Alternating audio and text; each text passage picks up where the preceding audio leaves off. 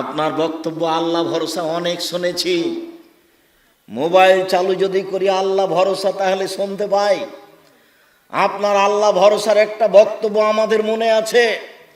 আপনি বলছিলেন মূসা আলাইহিস সালাম আগে আগে পালিয়ে যাচ্ছেন, পিছনে পিছনে ফেরাউন ধাওয়া করছে সদল বলে। হঠাৎ গিয়ে সামনে পাহাড় পড়ল, তিনি আর যেতে পারবেন না। সামনে মুখে পাহাড়, বামে ফেরাউন, পিছনে ফেরাউন, ডানে কুলজম সাগর, বাঁচার কোনো পথ নেই। মূসা আলাইহিস সালামের সঙ্গী সাথী বললেন, ইন্নাল্লাহ মুদরাকুন, আমরা আটকা পড়েছি, আমরা এখন ফেরাউনের হাতে বন্দী। মূসা আলাইহিস সালাম বললেন, কাল্লা, কখনো নহে, অসম্ভব, এটা হতে পারে না। ইন্না মায়া রাব্বি, আমার সাথে আমার প্রতিপালক রয়েছেন, সায়াহদিনী, তিনি আমাকে পথ দেখাবেন। বাহ্যিকভাবে বাঁচার কোনো পথ নেই। কোন সাহসে মূসা আলাইহিস সালাম বলতে পারেন যে অবশ্যই অসম্ভব, এটা হতে পারে না, ফেরাউন আমাকে ধরতে পারে না? বাহ্যিকভাবে বাঁচার কোনো পথ নেই। একমাত্র আল্লাহর উপরে ভরসা করে মূসা আলাইহিস সালাম এই কথা বলেন। হাতের ডানে সাগর আছে, সামনে পাহাড় আছে, বামে পিছনে ফেরাউন আছে। সঙ্গী সাথী বলছেন, আমরা আটকা পড়েছি, আমরা ফেরাউনের হাতে ধরা পড়েছি। তখন মূসা আলাইহিস সালাম বলছেন, কাল্লা, কখনো নহে, অসম্ভব, এটা হতে পারে না। ইন্না মায়া রাব্বি, আমার সাথে আমার প্রতিপালক রয়েছেন, সায়াহদিনী, তিনি আমাকে পথ দেখাবেন। আব্দুর রাজ্জাক সাহেব, এরপরেও কি আমি আল্লাহ ভরসা বুঝলাম? আপনি যেটা বললেন সেটা আমার মনে আছে, কিন্তু আমি কি আল্লাহ ভরসা বুঝলাম? তাহলে আপনি সহজভাবে মনে করেন, বাসা বাড়ি থেকে যখন বের হবেন তখন বলবেন, বিসমিল্লাহি তাওয়াক্কালতু আলাল্লাহ, আল্লাহর নামে বের হচ্ছি, আল্লাহর নামে ভরসা করি, বিসমিল্লাহি তাওয়াক্কালতু আলাল্লাহ। তারপর আর একটু লাগিয়ে দেন, লা হাওলা ওয়ালা কুওয়াতা ইল্লা বিল্লাহ। বাহ্যিকভাবে আন্তরিকভাবে নড়াচড়া করার কোনো শক্তি নাই আল্লাহর শক্তি ছাড়া। এইবার আপনি মনে করেন যে আমি আল্লাহ ভরসা করেছি। বুঝাতে পারলাম না? এতেই আপনি মনে করবেন।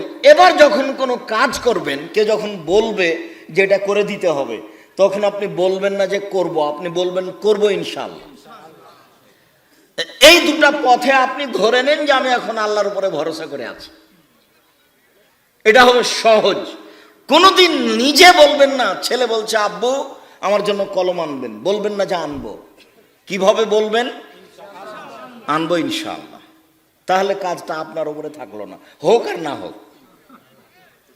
যদি ভুলে গিয়ে থাকেন তো ইনশাআল্লাহ, যদি কিনতে না পারেন তো ইনশাআল্লাহ, যদি কিনতে পারেন তো ইনশাআল্লাহ, মানে আল্লাহর উপরে আছে, যদি আল্লাহ চাই। আচ্ছা ঠিক আছে আব্বু, কিনবো ইনশাআল্লাহ, যদি আল্লাহ চাই। তাহলে আপনার আল্লাহ ভরসা বহাল থাকলো। তাহলে মনে রাখতে পারবেন কি? বাড়ি থেকে বের হওয়ার সময় বলতে হবে, বিসমিল্লাহি তাওয়াক্কালতু আলাল্লাহ, লা হাওলা ওয়ালা কুওয়াতা ইল্লা বিল্লাহ। আর কাজ যখন করবেন, কথা যখন বলবেন, তাতে লাগিয়ে দিতে হবে কি? ইনশাআল্লাহ। তাহলে আল্লাহ ভরসা বোঝা যাবে। আবু দারদা রাদিয়াল্লাহু তাআলা আনহু বলেন, রাসূল সাল্লাল্লাহু আলাইহি ওয়াসাল্লাম বলেছেন, বিচারের মাঠে মোমেন পুরুষ নারীর নেকির পাল্লায় সবচেয়ে ভারী নেকি হলো সদাচরণ, ভালো আচরণ। নওয়াস ইবনে সামান আনসারী রাদিয়াল্লাহু তাআলা আনহু বলেন, সালতু রাসূলুল্লাহ সাল্লাল্লাহু আলাইহি সাল্লাম মাল বিররু ওয়াল ইসমু। আমি নওয়াস ইবনে সামান আল্লাহর নবীকে একদা জিজ্ঞাসা করলাম, আল্লাহর নবী, পাপ কি জিনিস, নেকি কি জিনিস, একটু বলবেন? আমি জানতে চাই পাপ কাকে বলে, নেকি কাকে বলে। তখন আল্লাহ রাসূল উত্তরে বললেন, আল বিররু হুসনুল খুলুক, নেকি হচ্ছে ভালো আচরণ। তিনি বললেন না নেকি হচ্ছে তাহাজ্জুদ, তিনি বললেন না নেকি হচ্ছে কোরআন তেলাওয়াত, তিনি বললেন না নেকি হলো হজ, তিনি বললেন না নেকি হলো সুবহানাল্লাহ বলা। তিনি জিজ্ঞাসার উত্তরে বললেন নেকি হলো ভালো আচরণ। মনে থাকবে না মনে হয়? জিজ্ঞাসাটা কি ছিল? নেকি কি জিনিস? কোন সময় বউ স্ত্রীকে গালি দিবেন না, যখন তখন। এ তো গ্রামে বাড়ি, একটু 19-20 হলে স্ত্রীকে গালি দিবেন না। স্ত্রী খুব দামি সম্পদ, মহিলারা খুব দামি সম্পদ, কথায় কথায় তালাক দিয়েন না। আর ভুলেও কোনোদিন বইয়ের নামে অ্যাকাউন্ট খুলে বিদেশে যাবেন না। বাপের সাথে গন্ডগোল হয়েছে হোক, অ্যাকাউন্ট বাপের নামে খুলতে হবে। স্ত্রীর নামে যদি অ্যাকাউন্ট খুলে বাইরে যান, স্ত্রী আপনার যতই ভালোবাসার বস্তু হোক না কেন, কয়দিন পরে সবটি টাকা নিয়ে চলে যাবে। যত জিজ্ঞাসা আছে আমার কাছে, তার শতকরা 30% জিজ্ঞাসা এটা আছে। এ কাজ ভুলেও করবেন না। সদাচরণ পাওয়ার সবচেয়ে পৃথিবীতে বড় হকদার বাপ মা। বাপ মায়ের সাথে ঝগড়াঝাঁটি ঝামেলা আছে, কথাই ঠিক।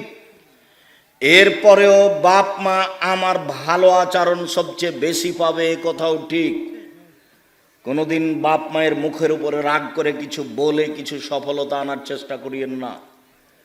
বইয়ের যখন টাকা পয়সা সব কিছু নেওয়া হয়ে যাবে, তখন আপনাকে ছেড়ে চলে যাবে, তবে আপনার বাপ আপনাকে ছেড়ে যাবে না।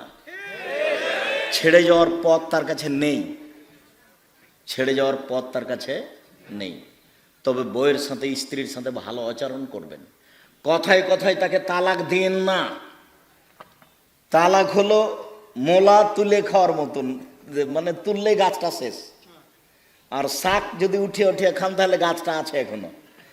তালাক মানে দিলেই শেষ। রাগ করে যদি আর একবার দেন তাহলে শেষ, এটা নিয়ে আর কোনো কথা নেই।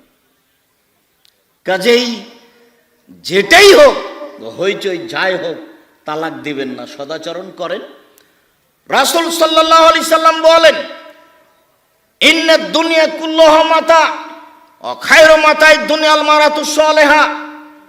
পৃথিবী গোটাটাই সম্পদ, পৃথিবীতে যা কিছু আছে সবই সম্পদ। সবচেয়ে উত্তম সম্পদ হচ্ছে ভালো স্ত্রী। এ কথা মুহাম্মদ সাল্লাল্লাহু আলাইহি সাল্লাম বলেন, হাদিস বুখারী মুসলিম।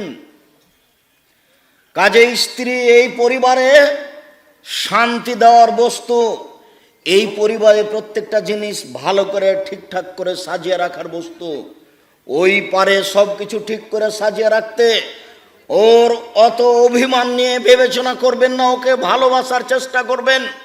মহান আল্লাহ বলেন, আমিন আয়াতিহান খালাকালাকুম মিন আজওয়াজিকুম লিতাসকুনু ইলাইহা। আল্লাহর একটা বড় নিদর্শন যে আমি তোমাদের মধ্য থেকে তোমাদের স্ত্রীদেরকে সৃষ্টি করেছি, যাতে করে তোমরা সেখানে শান্তি তৃপ্তি পাও। শান্তি তৃপ্তির বস্তু হচ্ছে স্ত্রী।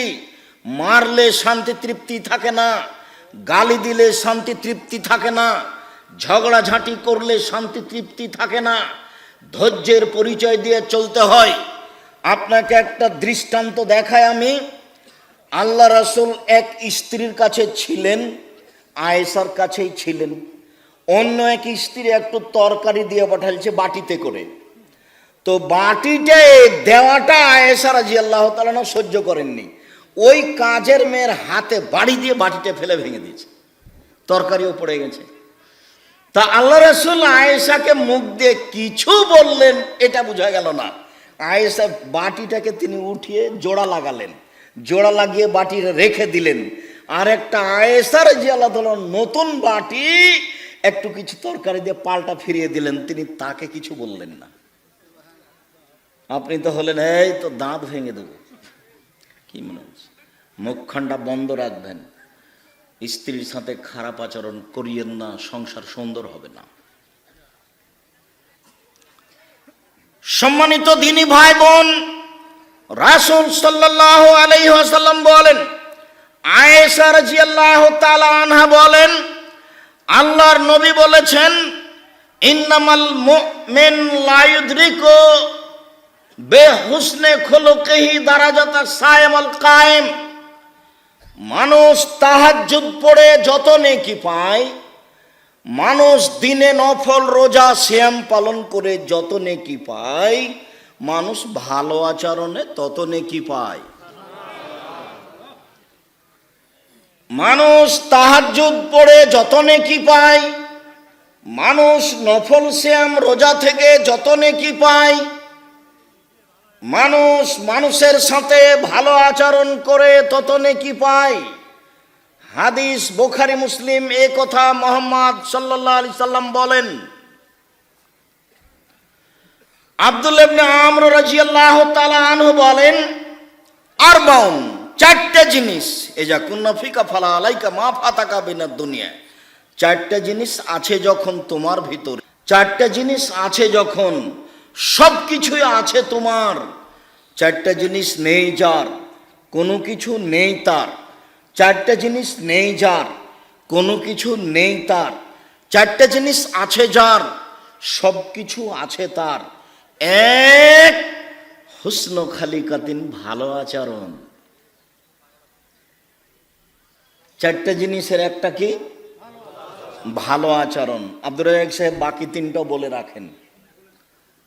দুই, হিফজ আমানাতিন, আমানতের রক্ষা। আপনি মেম্বার 10-এর পয়সা আপনার কাছে এসেছে, খুব সাবধান। আপনি গ্রাম্য সর্দার, টাকা পয়সা আপনার কাছে আছে, মসজিদের টাকা আছে, খুব সাবধান। হিফজ আমানাতিন, আমানতের রক্ষা। আপনি প্রিন্সিপাল, ছেলেদের সরকারের টাকা আপনার কাছে আছে, খবরদার ওই টাকা দিয়ে বড় মাছ কিনে দেখাবেন না আমি ধনী।